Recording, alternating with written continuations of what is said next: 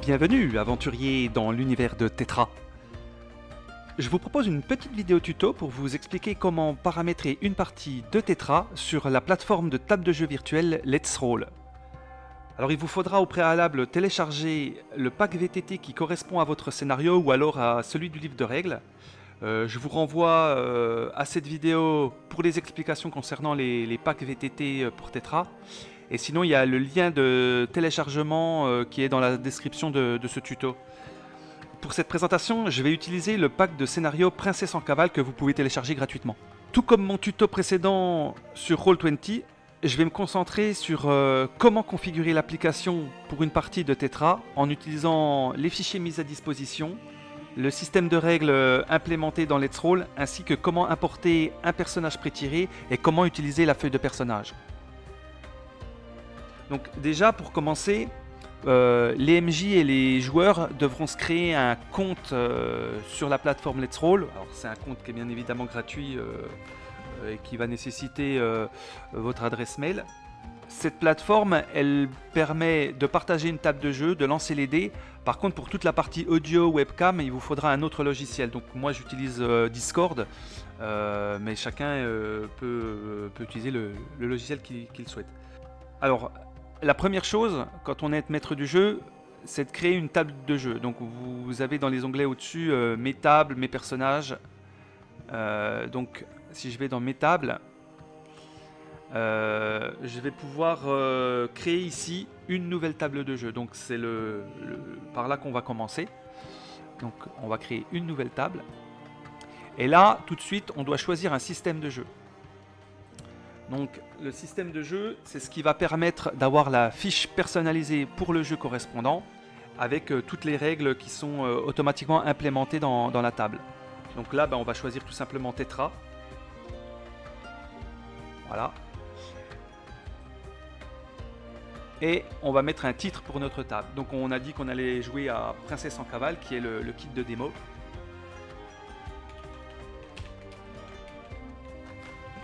Donc je crée ma table Princesse en cavale.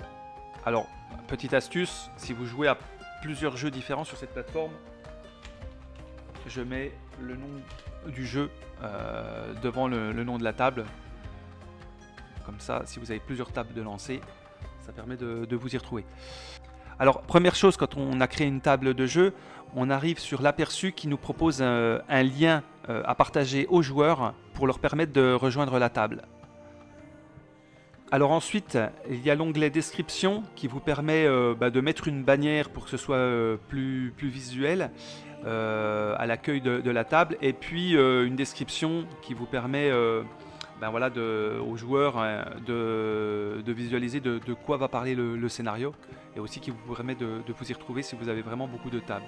Donc la description pour Princesse en cavale est tirée du livret, et après je vais aller chercher une bannière. Alors dans les kits VTT, à chaque fois je mets la couverture du scénario, donc il suffit de la découper sur un format qui est 800 par 230 pixels, et du coup on va rajouter une petite bannière.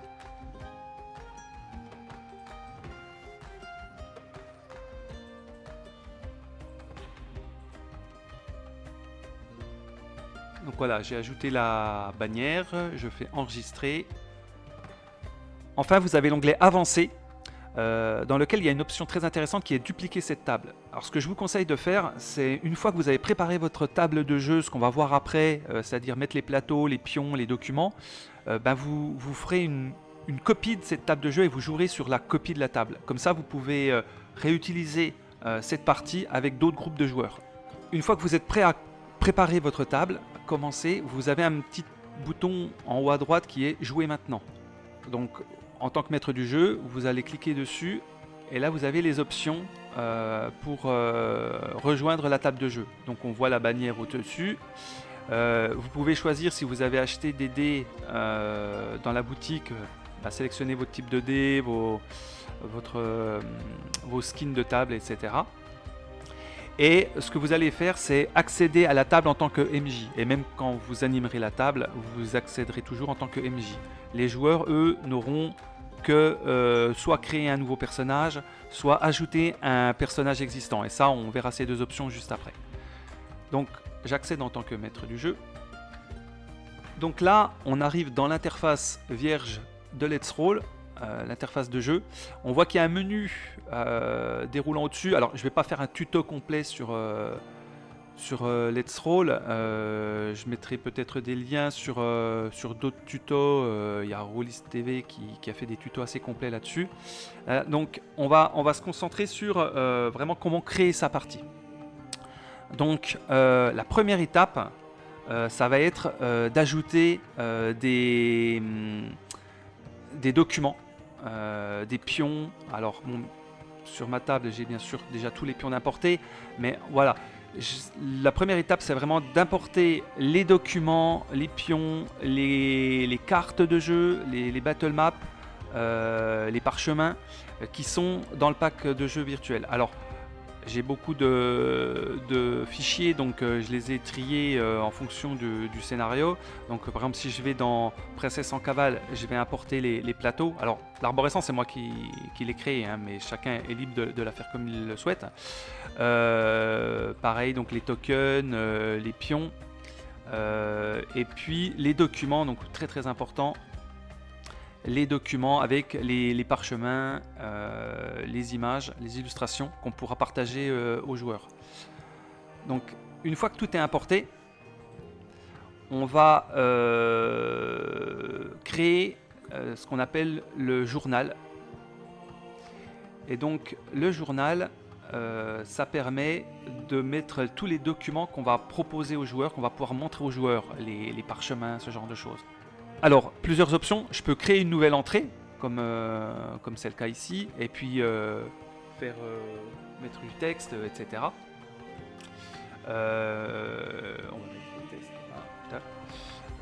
Donc, et aller chercher une illustration dans le gestionnaire. Le plus simple pour Tetra, et ça va aller très très vite, c'est d'aller dans le gestionnaire de médias et d'ouvrir les différents documents. Donc par exemple là j'ai le descriptif, l'historique pour le chasseur. Je peux directement créer une page de journal. Et donc là je peux mettre background.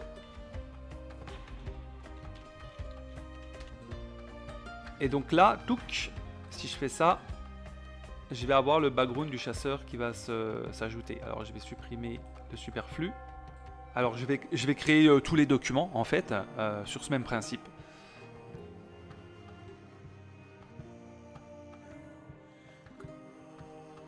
Donc un petit point pour les illustrations que l'on va partager aux joueurs pour pouvoir les voir. On peut, il y a un système d'icônes qui permet de trier dans le journal. Donc par exemple ça c'est pour les cartes, ça c'est pour les illustrations des joueurs. Là c'est si vous voulez partager un gros document texte. Etc. Donc là par exemple je vais mettre le tréant et comme ça lors du scénario quand le monstre apparaîtra, ben, on pourra leur montrer l'illustration en plein écran en fait. Donc tréant, là on voit ça se distingue du reste. Donc on va faire pareil pour les gardes Zéphyr. Donc voici pour les documents que je partagerai aux joueurs au cours de la partie. Donc les images à montrer, leur background au début de l'histoire. Donc maintenant, l'étape suivante, ça va être de créer ce qu'on appelle dans Let's Roll la création de contenu. Donc qu'est-ce que c'est? En fait, c'est vraiment lié aux règles du jeu que vous avez sélectionné pour la table. Donc ici dans Tetra on peut créer des PNJ ou des objets. Donc le plus important pour ce scénario ça va être de créer des PNJ puisqu'ils vont déterminer en gros les pions que l'on va poser sur le plateau ainsi que toutes les règles qui sont liées en termes d'initiative, de points de vie, etc. Donc je vais créer un PNJ. Et dans le scénario de Princesse en cavale, au début, les aventuriers sont confrontés aux gardes Zéphyr. Donc, on va créer un garde Zéphyr. Donc, et lui mettre ses caractéristiques. Donc là, on a un premier aperçu de la feuille de personnage alors feuille de personnage qui est simplifiée pour les PNJ. Donc les gardes Zéphyr, ils ont, si je ne m'abuse, 2 dans toutes les caracs. Et donc vous voyez que ça va déterminer automatiquement les dés et les énergies qui y sont liées en fait. Donc voilà, je peux remplir les différents pouvoirs. Là c'est du textuel, c'est vraiment pour le MJ pour qu'il se rappelle des différents dons, pouvoirs, s'il n'a pas le livre sous les yeux. Le plus important c'est vraiment les caractéristiques et puis le pion que l'on va aller chercher. Donc je vais pouvoir parcourir et puis aller récupérer, si je ne l'ai pas déjà importé, les pions des PNJ de Princesse en cavale. Donc le garde Zéphyr. Alors je peux avoir une illustration différente sur la feuille de personnage et sur le pion. Mais là pour simplifier, comme j'ai créé un document du journal pour montrer à quoi ressemble le garde Zéphyr de plein pied, c'est pas nécessaire de faire le distinguo entre les deux. Donc je vais créer tous les personnages. Donc il y a le garde Zéphyr, alors il faut penser à le renommer. Il y a le garde Zéphyr, il y a le sergent Nassim et il y a le Tréant. Donc c'est les 3 PNJ qu'on va créer.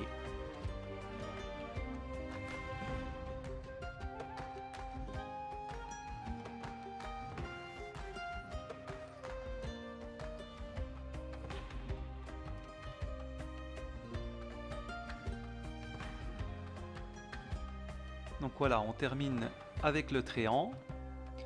Et donc là j'ai mes 3 PNJ qui sont prêts. Donc on a vu comment créer le journal, comment créer du contenu avec les PNJ. Et donc là maintenant on va s'attacher au plus important qui est la scène. Donc la scène c'est quoi? Ça va être en gros ce que les joueurs vont voir sur leur écran. Sachant que voilà, tout ce qu'il y a sur notre gauche, là ici, création du contenu, le journal, ça reste secret jusqu'à ce que le maître du jeu décide de le révéler. La scène, elle est visible tout de suite dès le début. Donc là, par défaut, il nous propose First Scene. On va créer une scène que l'on va appeler par exemple Introduction. Donc déjà, la première scène d'introduction, quand les joueurs vont se connecter, ils vont arriver directement dessus. Donc on va faire en sorte qu'ils arrivent sur par exemple la couverture du livret, du scénario en fait. Donc je vais aller dans mon gestionnaire de médias et je vais y prendre un document par exemple et on va prendre le sans cavale, on va prendre la couverture, tac. Et donc là vous avez vu c'est la couverture sur fond blanc, c'est pas très joli. Donc là j'ai importé la couverture et je fais un clic droit, adapter et adapter la scène à l'image. Et ce qui fait que voilà, là ce coup-ci c'est beaucoup plus convivial. Donc quand les joueurs vont arriver dans la partie pour la première fois, ils vont arriver là-dessus en fait. Et donc ils vont voir cette illustration. Ça permet au maître du jeu de commencer à raconter l'histoire, de présenter, de voir les joueurs qui vont se connecter. Donc les joueurs, je vais pouvoir refermer ça, j'en ai plus besoin tout de suite. Les joueurs vont apparaître en haut à gauche avec leurs différents avatars. Donc petite astuce, donc pour éviter de bouger l'image, ça va être de verrouiller ici avec le cadenas. Donc on voit dans la scène, on a différentes couches. Donc là le background, je vais le verrouiller comme ça, si je donne un mauvais clic de souris, l'image ne va pas être affectée. On va aussi verrouiller le dessin, sinon si vous avez des joueurs artistes, ils vont vous badigeonner votre illustration de dessin, donc ça permet d'éviter les problèmes. Et les tokens, ils pourront poser leurs pions. Ensuite, on va faire une deuxième scène. Donc, en gros, une fois qu'on a commencé à raconter l'histoire, dans Princesse en cavale, les héros sont pris à partie par les gardes Zéphyr et donc ils vont se retrouver sur un plateau de jeu à devoir se battre. Donc là on va créer une nouvelle scène, donc nouvelle scène. On va ajouter le premier plateau de jeu et c'est là que ça va devenir vraiment intéressant puisque pour un jeu comme Tetra où on utilise des pions et des plateaux, le logiciel va être va être utilisé pour résoudre les combats. Donc pour la scène 1 qui a lieu juste après l'introduction et où les joueurs vont se retrouver pris à partie par des gardes Zéphyr, j'importe dans le gestionnaire de médias, j'importe le plateau de la première scène qui est le marché aux pommes. Donc je fais clic droit, adapter la scène à l'image. Et donc ceci va être mon plateau de jeu où je vais pouvoir importer les pions. Donc je vais verrouiller le background une fois qu'il est importé, donc très important, comme ça on risque pas de faire de mauvais clics. Je vais renommer la scène, on va l'appeler le marché aux pommes par exemple. Et donc là, l'important c'est d'ajouter sur les battle maps une grille qui sera magnétique et qui permettra d'ajouter les pions. Donc ici sur cette scène, la taille des cases est de 140. Donc s'il y a une chose à retenir, c'est que quand je mets ma grille en magnétique, je dois redéfinir la taille des cases de la grille pour qu'elle corresponde au plateau que je viens d'apporter. Donc il y a deux valeurs pour les plateaux de Tetra. Donc 140 pour les petits plateaux qui sont plutôt bien définis. Et puis pour les très gros plateaux, ça va être 70. Donc 140, 70. Donc c'est un multiple qui vient de Roll20 en fait. Donc là j'ai mon plateau de jeu. Je peux bien sûr rendre l'opacité de la grille le plus faible possible, puisqu'il y a déjà un quadrillage sur le plateau. Donc ça ferait doublon. Ensuite, donc une fois que le plateau est prêt, la scène est prête, il va juste manquer les pions. Donc on va retourner sur le créateur de contenu. Et donc là, je vais pouvoir ajouter mes pions qui vont prendre automatiquement la forme d'une case. Donc je les dispose selon le scénario.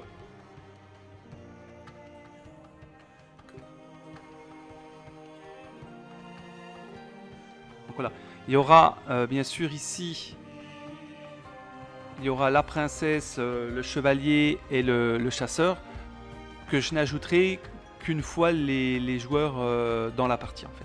Je vais rajouter les pions des joueurs à ces emplacements-là.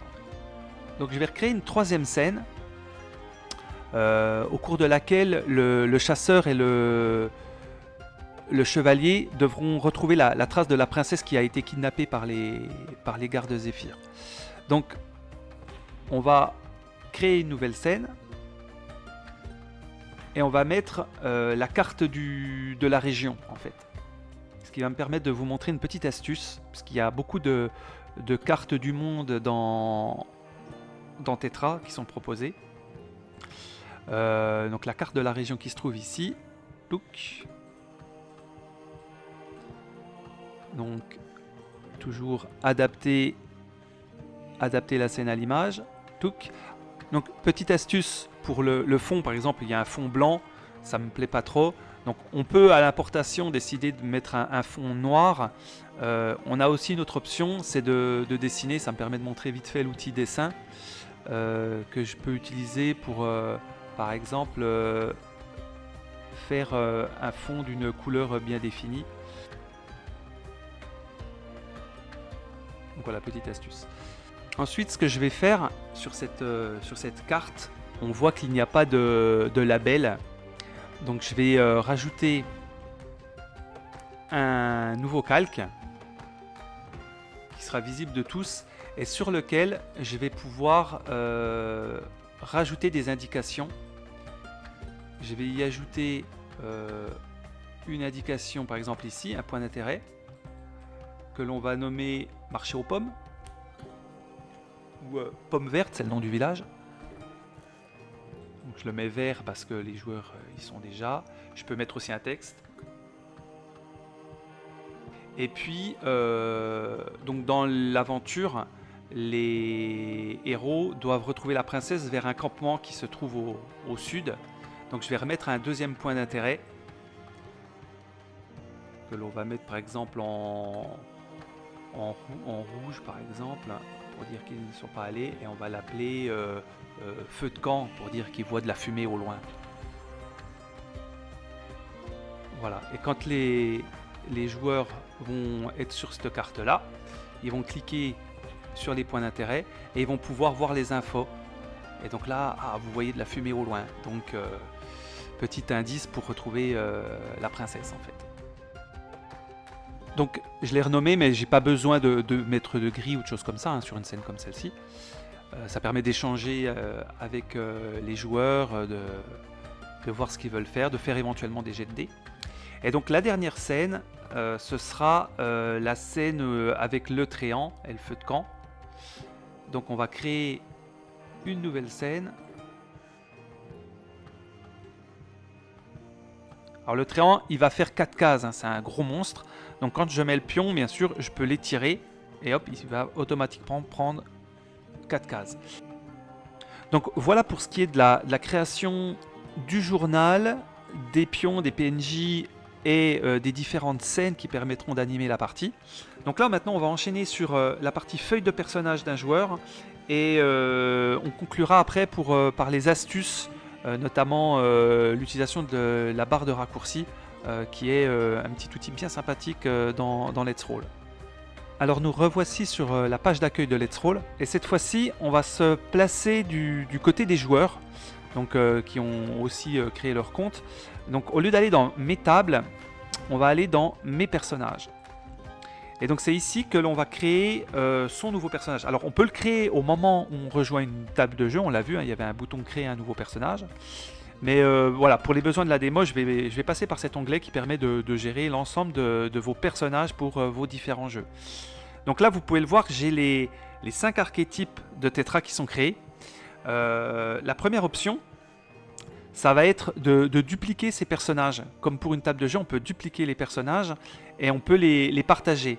Je vous renvoie à ce lien qui est en description du tuto, où vous avez tous les personnages pré-tirés de Tetra qui sont disponibles.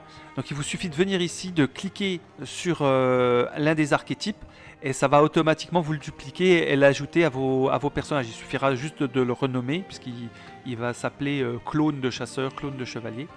Et donc là vous allez pouvoir venir avec les personnages officiels, on va dire, avec les personnages pré-tirés qui sont disponibles pour le jeu, déjà pré-remplis avec leurs caractéristiques, leur équipement, leur pouvoir déjà rédigé, l'avatar et le token déjà installé, donc directement jouable, donc pour un gain de temps assuré. Donc l'autre option, ça va être de créer un nouveau personnage donc pour vos parties. Et donc là, c'est comme pour une table de jeu. Je vais commencer par choisir le système de jeu. Hop, Tetra. Je vais choisir un nom à mon personnage. On va l'appeler, je sais pas moi, Conrad, au hasard.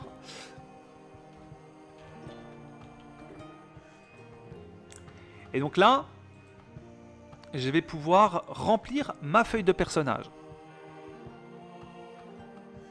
Vous voyez que les dés changent et les énergies, santé, défense changent. Donc on a repris un système d'icônes comme pour les feuilles de personnage. Alors on n'a pas les icônes officielles d'implémenter, mais en mettant la souris, on voit qu'il s'agit de la force, sens, intuition, esprit, volonté, vitesse, défense et puis la santé. Donc je vais rajouter un avatar et un token. Donc là c'est la même chose que ce qu'on a vu pour les PNJ. Donc voilà, je rajoute l'avatar token. Je peux choisir son origine. Donc royaume de Tetra, sombre cœur. Bon, après voilà, si vous voulez jouer les méchants. Archipel des lunes, sable brûlant, perce nuage. Je peux déterminer son académie. Donc maître d'armes. On tire au hasard un don. On va dire qu'il est allez, téméraire. On peut déterminer au hasard un héritage. Donc vous voyez, les héritages sont en fonction de l'origine. Donc vous avez la table des héritages qui apparaît en fonction de l'origine que vous avez sélectionnée juste avant. Si par exemple je change et que je mets allez, sombre cœur, vous voyez les héritages, ce sont les héritages de sombre cœur.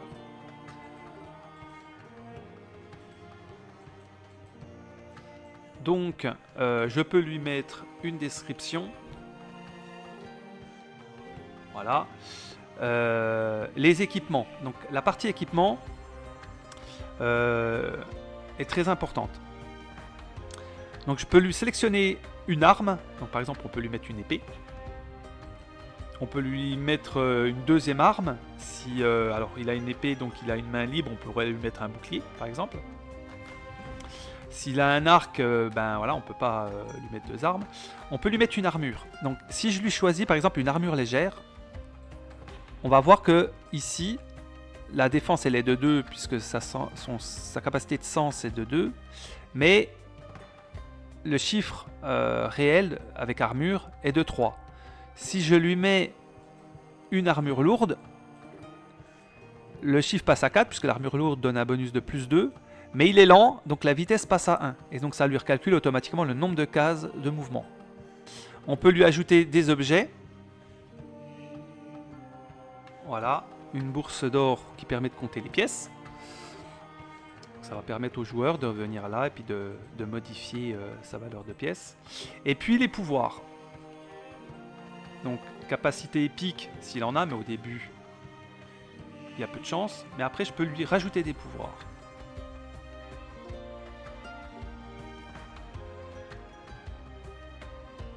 Donc voilà, j'ai rajouté 2 pouvoirs. Et il y a un pouvoir sur 2 qui est favorisé par les fées. Donc ça c'est dans les règles de Tetra. Donc pour indiquer celui qui sera favorisé par les fées, qui permettra de monter en puissance, j'ai une case que je peux cocher. Et donc là, quand je vais valider mes pouvoirs, et ben on va voir, il y aura un petit papillon à côté. Donc maintenant, une fois ça fait, on va rejoindre une partie avec ce personnage. Donc je vais reprendre ma partie de princesse en cavale et je vais rejoindre la partie. Alors je peux recréer un personnage ici, hein, vous l'aviez vu. Je peux ajouter un personnage existant et aller chercher soit le pré-tiré que j'ai cloné, soit prendre mon personnage. Donc je vais prendre mon personnage. Et je vais jouer ce personnage lors de la partie. Donc voilà, les joueurs peuvent aussi personnaliser leur dé. Ça permet de voir qui lance quel dé en cours de partie, c'est toujours sympathique. Et je vais jouer ce personnage. Donc je rejoins la partie. Et donc voilà, j'ai le chat qui est disponible. Je peux fermer puisque on va dire qu'on est tous sur Discord en audio.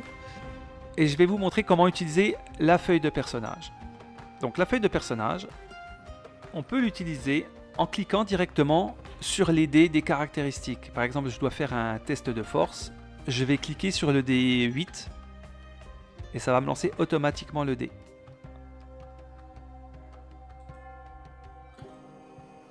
Donc je vais tirer voilà, le dé de sens. Donc j'ai mon D6 qui est lancé. J'ai un petit bouton reroll qui me permet de rejeter le dé si par exemple j'ai un avantage. Et j'ai le droit de rejeter le dé pour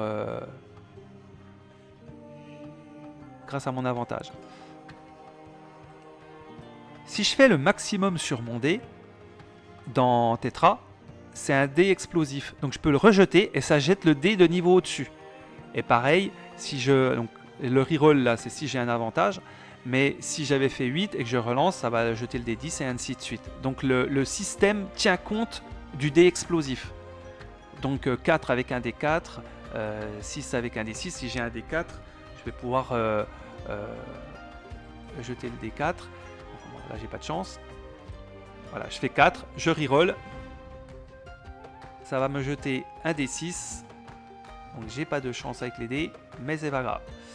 Ensuite, les équipements. Donc si je me bats par exemple à l'épée, dans Tetra, je vais utiliser le meilleur dé entre ma force et le dé de l'épée. Donc je peux venir ici, cliquer sur le dé de l'épée, et ça va me jeter automatiquement le dé 10.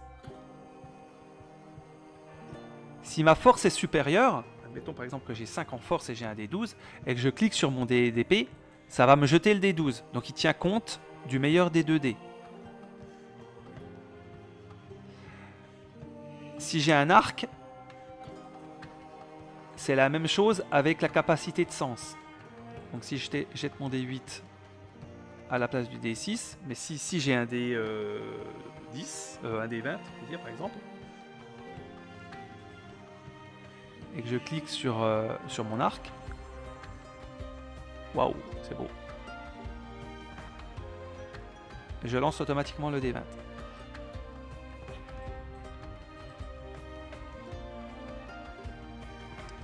Ensuite, il y a certaines armes, comme par exemple la hache, qui peuvent être utilisées au corps à corps et à distance. Il y a la hache, il y a aussi le couteau. Donc, si je clique sur le D8, il va prendre le meilleur des 2 dés avec la force. Donc, ici, c'est un D8 aussi. On va mettre 4. Et ici, on va mettre aussi 4. Donc, si je clique sur le D8, il va me prendre la force puisque ma force est supérieure. Donc 10, ah, j'ai trop de la chance, je vais pouvoir rajouter le D12. Si je clique sur la portée, il considère que je lance la hache. Donc portée de 5 cases, donc ça va me jeter un D12.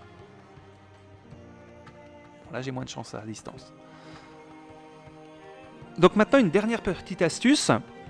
Ça peut être embêtant d'avoir toujours la feuille de personnage qui va manger une partie du décor, du plateau de jeu. Donc pour ce faire, on a la barre de raccourci qui va être très très utile. Je vais pouvoir prendre mes caractéristiques et aussi celles de mes armes et les glisser dans la barre de raccourci. Donc par exemple, le feu,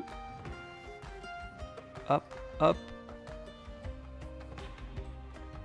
Je vais prendre mon épée. Et donc là, je vois que force, sens, esprit, et ça va automatiquement me jeter le bon dé. Touc, touc. Et attaque main droite pour l'épée. Donc, ces raccourcis sont complètement paramétrables. Donc je peux mettre un icône d'épée.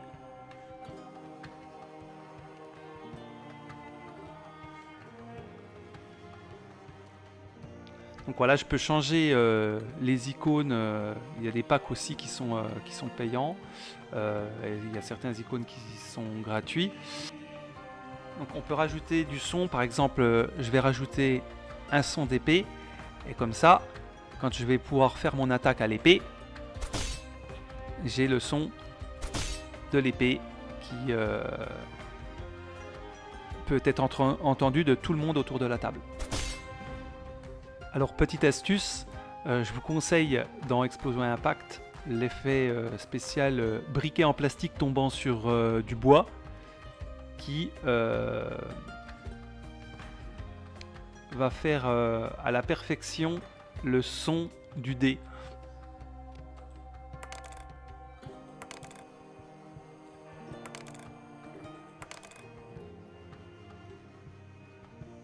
Allez, on revient une dernière fois en tant que MJ sur la table de jeu pour montrer une dernière petite astuce.